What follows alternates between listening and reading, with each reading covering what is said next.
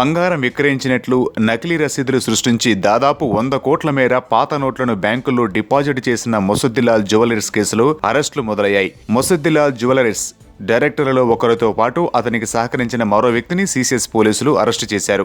Case వివరాలు DCP Avinash Mahanti వివరించారు. హైదరాబాద్లోని బంజారాహిల్స్ రోడ్ నెంబర్ 2లో మొసద్దిలాల్ జ్యువెలర్స్తో పాటు దాని అనుబంధ సంస్థలలో కైలాష్ చంద్రగుప్తా, ఆయన కుమారుడు నిఖిల్ గుప్తా, నితిన్ గుప్తా, కోడలు నేహా గుప్తా, మరో మహిళ వినితా బోల్గా డైరెక్టర్లుగా ఉన్నారు.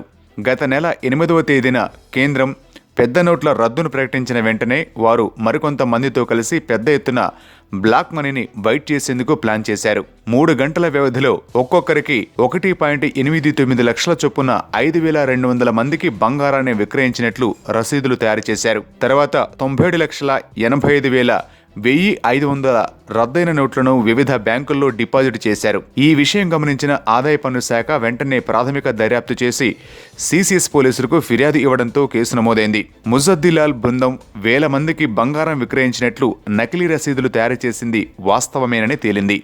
ఇదిలా ఉండగా ఈ సంస్థ డైరెక్టర్ కైలాష్ గుప్తా చేసిన నేరం బయటపడకుండా ఉండేందుకు రికార్డులను తారుమారు చేశారు. పోలీసులు విచారణకు పిలిస్తే రాకుండా పారిపోయారు.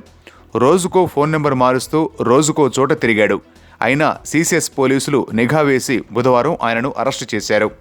కైలాష్ గుప్తా తప్పించుకోవడానికి సహకరించి షెల్టర్ ఇచ్చిన ఆయన బంధువు నారేడి నరేంద్ర కుమార్ను కూడా పోలీసులు అరెస్టు చేశారు. ఏసీపీ రామ్ కుమార్ నేతృత్వంలోని బృందం ఈ కేసును దర్యాప్తు చేస్తున్నది. పరారీలో ఉన్న మిగతా డైరెక్టర్లు, కైలాష్ గుప్తా కుటుంబ సభ్యుల కోసం పోలీసులు తీవ్రంగా గాలిస్తున్నారు.